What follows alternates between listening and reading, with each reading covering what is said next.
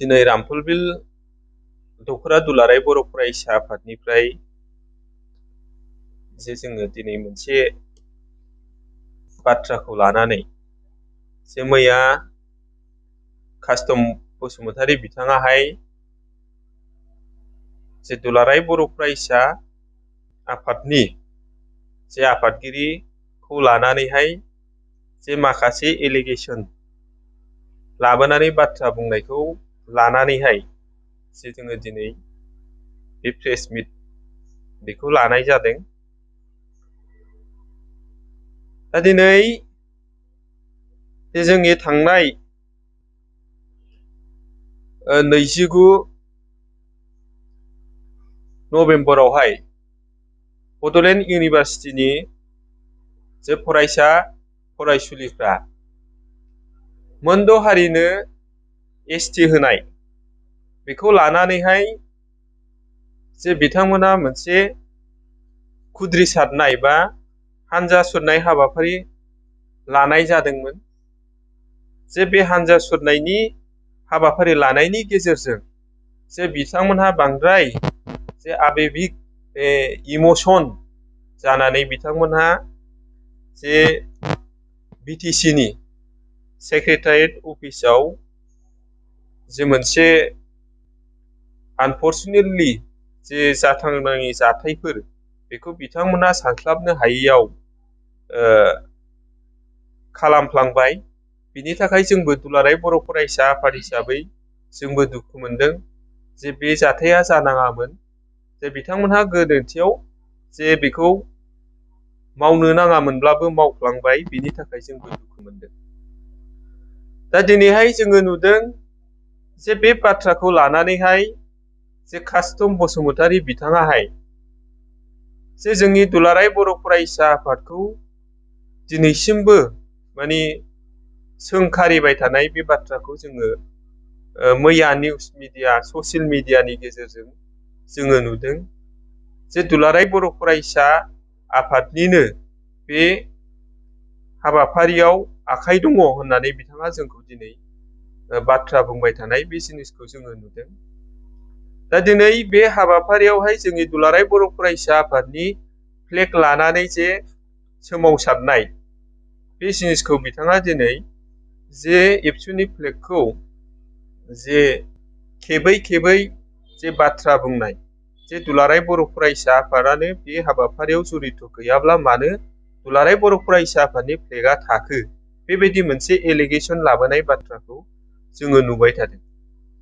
दा नाथाय जे जोङो मिथिगौ जोङो दुलाराय बर' फरायसा आफाद हिसाबै जोङो बेयाव कमप्लिटलि जोङो रावहाबो बेबायदि जोंनि मोनसेबो साजेसन एबा बोसोन गैया, जोंनि बेयाव मोनसेबो जे आखाइ गैया, बे जोंनि थाखाय जोङो स्पष्ट।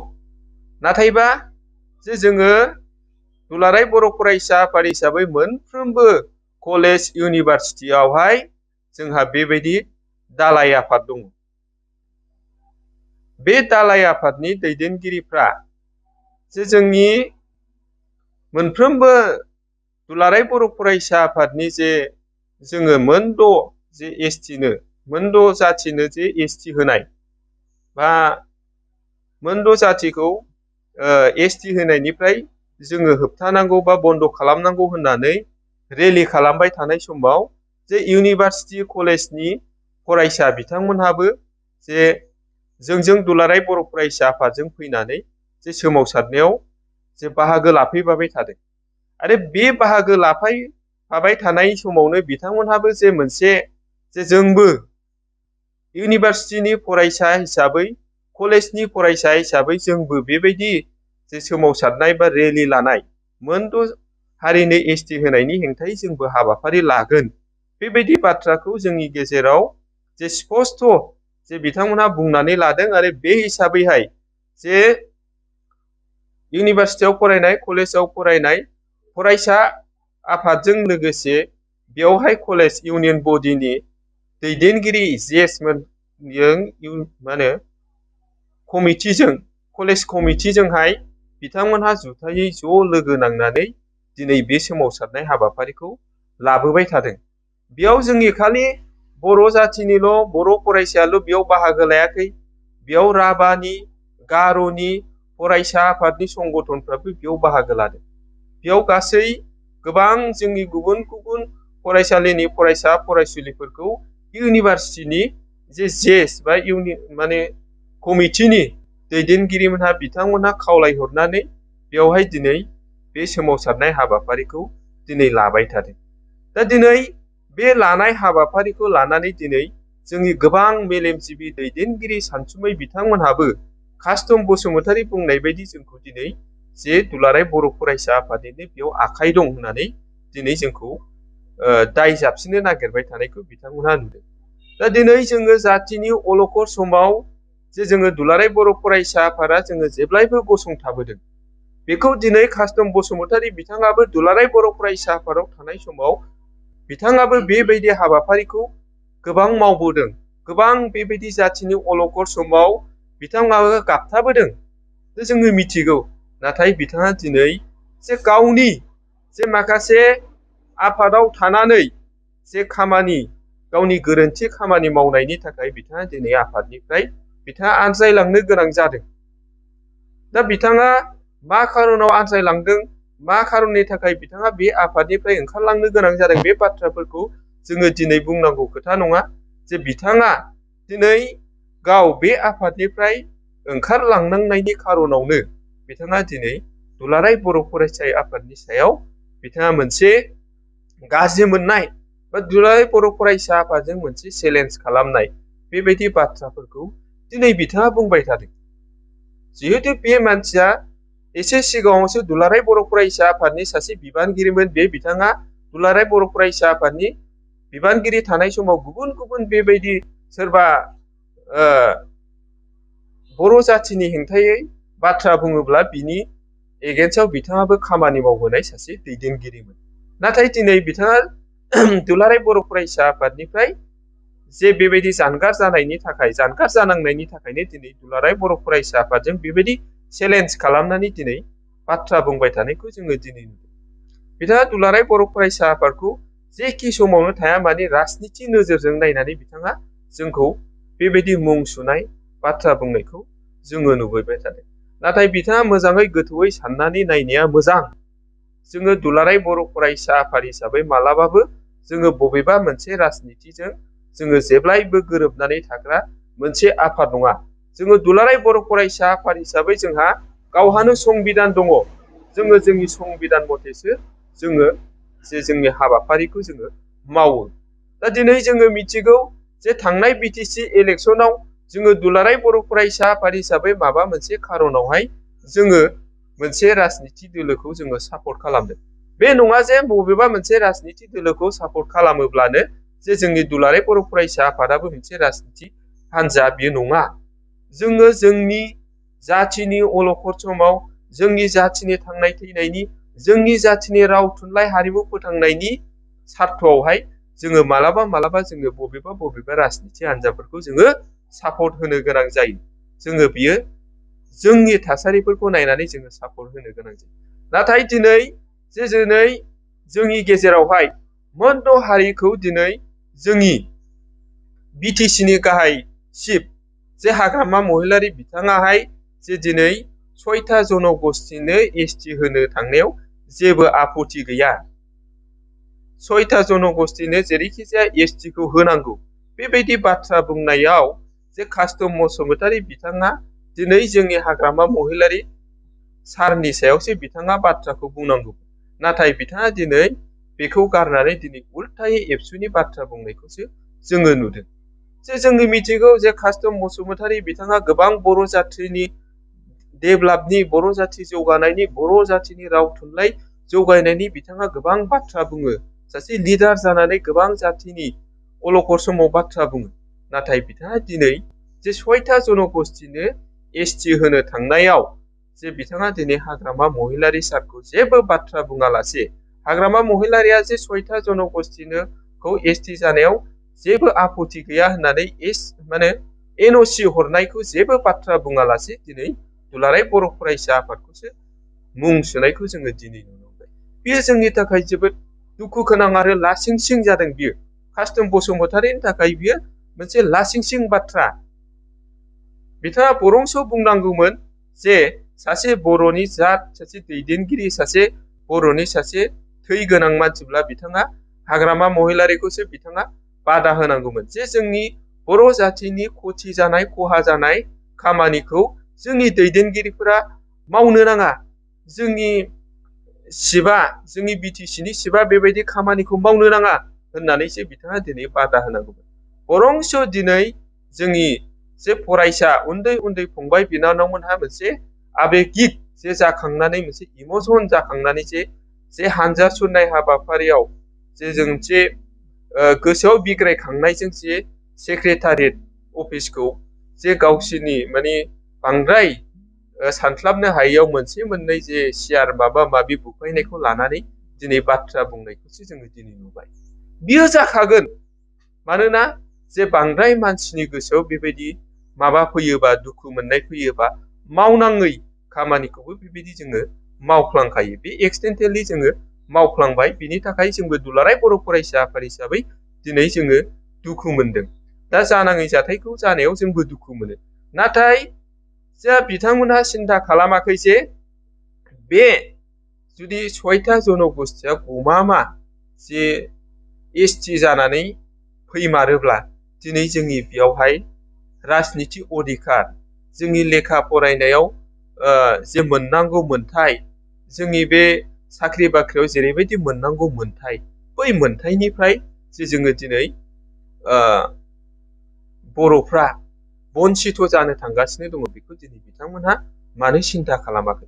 बेखायनो सोरनिबा सोरनिबा जोंनि फरायसाफोरनि गोसोआव सानदोंबो जानो हागौ, जुदि जोङो 6था जनगोष्ठीनो जुदि एसटि होनानै बिथांमोनहा गासिबो राजनिति मोन्थायखौबो अधिकारखौबो समानै मोनोब्ला, सोलोंथाइ अधिकारखौबो समानै मोनोब्ला, जोंनि साख्रि बाख्रिनि अधिकारखौबो बिथांमोना समानै मोनोबा, सानसे समाव जोङो बर'फ्रा बे सेक्रेटारियेटआव थानानै जोङो जोंनि बर' रायजो राजाखौ सामलायनो थाखाय, जोंनि बे बिटिसिखौ सामलायनो थाखाय बे जोंनि पावारा जोंनि आखायाव थायाब्ला, बेबायदि माने सेक्रेटारियेट अफिसखौ जोंनो मानो नांगौ?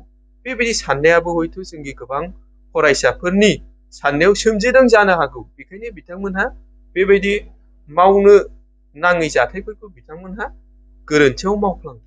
दा बेनि थाखाय जे बिथांमोनहा दिनै उन्दै उन्दै फरायसाफोरखौ जे दिनै दाय जाबसिननानै बाथ्रा बुंनायजों लोगोसे दिनै जोंनि दुलाराय बर' फरायसा आफादखौ बखिनाय, जे दिनै जोंनि दुलाराय बर' फरायसा आफादनि आफादगिरि दिपेन बर' सारखौ दिनै बायदिसिना एलिगेसन लाबोनानै बाथ्रा बुंनाय, बियो कास्टम बसुमतारिनि थाखाय बारा मोजां जायाखै।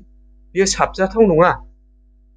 दिनै दुलाराय बर' फरायसा आफादनि आफादगिरि जे सारा दिनै माने 2 बोसोरनि थाखाय दिनै दुलाराय बर' फरायसा आफादनि आफादगिरि जानानै दङ। बिथाङा बे 2 बोसोर समावहाय जे जोंनि बर' जातिनि समाव जेखि जेंना जेंसि फैया मानो, बे जेंना जेंसिखौ बिथाङा सुस्रांनानै सौसिनानै खामानि मावलांनांगौनि दायथ'आ दिनै दिपेन बर' सारनि आखायाव दङ। बेनिखायनो दिनै दिपेन बर' सारा जोंनि बर' हारिनि अलखद समाव, जातिनि अलखद समाव जोङो गाबथानानै गसंथानानै दिनै जोङो बाथ्रा बुंबोदों। दिनै जोङो बाथ्रा बुंनांगौ बायद' जागोन। बे समाव जुदि जोंनि दुलाराय बर' फरायसा आफादा दायथ' लानानै बाथ्रा बुङाबा दिनै सोर बुंगोन? बे अलखद समाव जों गसंथानानै बाथ्रा बुङाबा दिनै सोर बाथ्रा बुंगोन? बेखायनो दिनै जोंनि दिपेन बर' सारा दिनै जोङो सिगाङाव गसंथानानै जोङो जेब्लायबो हेंथा होदों। जों मालाबाबो जे 6था जनगोष्ठीया एसटि जानाय, आसामाव एसटि जानायखौ जों मालाबाबो लुबैया। दिनै जोंनि गोबां दैदेनगिरि, जोंनि गोबां मानसिफ्रा बुंदों जे जोङो एसटिखौ गुबुन गुबुन माने केटागरि बानायनानै दिनै जोङो एसटिखौ आसामाव बानायनो होगोन। नाथाय जोङो मिथिगौ जे आसामाव दिनै एसटिखौ गुबुन गुबुन केटागरि बानायनानै होयोब्लाबो जोङो मिथिगौ दिनै आसामाव 2 एसटि दङ, प्लेन्स ट्राइब आरो हिल्स ट्राइब। नाथाय प्लेन्स ट्राइब आरो हिल्स ट्राइब बे 2 एसटिआबो जोङो समान मोनसे मर्यादा, नामाल' आलदा आलदा। दिनै बेयावहाय दिनै माबा एसटि बेलि माबा होनो नागिरनायाव जे दिनै बिथांमोनहा जेबो आपत्ति गैया होननानै बुङो। दिनै बे एसटि बेलि जानानै फैबाबो दिनै हिल्सजों प्लेन्सजों जेरैबायदि मर्यादा बे बेलियाबो बेबायदिनो एखे मर्यादा थागोन। बेखायनो जोङो दिनै बेफोरबायदि जौगाखांनाय बेफोरबायदि हारिखौ जोङो दिनै एसटि जानायखौ जोङो लुबैया। बिथांमोना दिनै एसटि बिलि जाब्लाबो दिनै जोङो बर'फ्रा जि मोनथायखौ मोनो, गार'फ्रा जि मोनथायखौ मोनो, कार्बिफ्रा दिनै जोंनि बे 14था जनगोष्ठि 14था एसटिफ्रा जिखिनि मोनथायखौ मोनो बे मोनथायखौनो दिनै एसटि बिलि जाबाबो बिथांमोनहा मोनगोन। बेखायनो जोङो खुनु पदैबो जोङो दुलाराय बर' फरायसा आफाद हिसाबै जोङो बे 6था जनगोष्ठिखौ एसटि होनायखौ जों मालाबाबो एक्सेप्ट खालामनो हाया आरो जों गनायनानै हाया। बेनि थाखाय जोङो जुजिलांबाय थागोन। जोङो जि हायो जोङो हाबाफारि लानानै दिनै खामानि मावलांबाय थागोन। जोबथारनायाव आङो बेखौल' खावलायनो लुबैदों, दिनै जेरैबायदि कास्टम बसुमतारी बिथाङा जोंनि आफादगिरि दिपेन बर' सारखौ पार्सनेलि बेबायदि एटाक खालामनानै बाथ्रा बुंनाय, जे बिथांनि माने पार्सनेलि सय सम्पति माबा आरजिदों मादों बायदि बायदि बाथ्रा बुंनायखौ जोङो साबजानाय मोनाखै आरो बिथाङा बेनिफ्राय गोजानाव थानांगौ। दिनै जों मिथिगौ दुलाराय बर' फरायसा आफादाव बिबान लानाया जोङो 2 बोसोरनि थाखायल'। जों साफा साफा बेक्ति हिसाबै दिनै जोङो दुलाराय बर' फरायसा आफादनि साफा साफा सोद्रोमा, नाथायबा जोंनि बिबाना 2 बोसोरनि थाखायल'। बे 2 बोसोर जोबखांनायनि उनाव जों साफ्रोमबो बे दुलाराय बर' फरायसा आफादखौ जोङो एंगारनानै जों गावबागाव लेभेलावहाय जोङो खामानि मावहैगोन, गावबागाव बेक्तिगत न'खर संसार जाहैगोन। नाथाय दिनै दुलाराय बर' फरायसा आफादा जों थांखांनायनि उनाव बियो जोबनानै थाङा। बियो अराय गोजोर मोनसे आफाद। बे आफादाव जों दिनै थांगोन, गाबोन बेयाव गोदान बिबानगिरिफोर फैगोन, गोबां दैदेनगिरिफोर फैगोन। बेखौ लानानै दिनै बिथांमोनहा दिनै दुलाराय बर' फरायसा आफादखौ सोंखारिनायनि खुनु मोन्थाय बा अधिकार गैया। दिनै आङो खावलायदों जे जोंनि कास्टम बसुमतारी बिथाङाबो मोनसे समाव दुलाराय बर' फरायसा आफादनि दैदेनगिरिमोन। बिथाङा दिनै दुलाराय बर' फरायसा आफादाव गैला। दा दिनै दुलाराय बर' फरायसा आफादाव गैयिनि थाखाय बिथाङा दिनै दुलाराय बर' फरायसा आफाद बायदि मोनसे माहारियारि आफादखौ जे सोंखारिनायनि बखिनायनि बिथाङा अधिकार गैया। ओंखायनो बिथाङा बेबायदि माने जोंनि गोथार आफाद बर' माहारियारि आफाद बेखौ बिथाङा सोरखिनो नाङा आरो बिनिफ्राय बिथाङा गोजानाव थानांगौ। जोंबो गाबोन समफोर दुलाराय बर' फरायसा आफादनिफ्राय जोंबो बिबान एंगारगोन।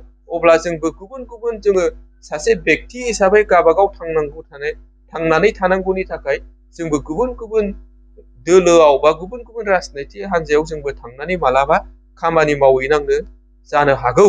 दा नंखायनो जोङो खावलायदों, जायखि जेखि दोलोआव थाया मानो, जायखि जेखि हान्जायाव थाया मानो, बिथांमोनहा जेब्लायबो बर' जाथिनि खथि जानाय खहा जानाय खामानिखौ रावबो जे जोंनि बर' सुबुङा मावनो नाङा आरो सोरबाफोर मावनो थाखाय सिन्था खालामदोंब्ला बिनिफ्राय जोङो गोजानाव थानांगौ। बेखिनिखौ आङो नैबे जोंनि रामफलबिल दख'रा दुलाराय बर' फरायसा आफादनि मावख'निफ्राय आङो जोंनि साफ्रोमबो बर' जाथिनि थाखाय एन्टि खोथा बुंग्रा, बर' जाथिनि थाखाय अलखद समाव बायदि बायदि बर'नि माहारियारि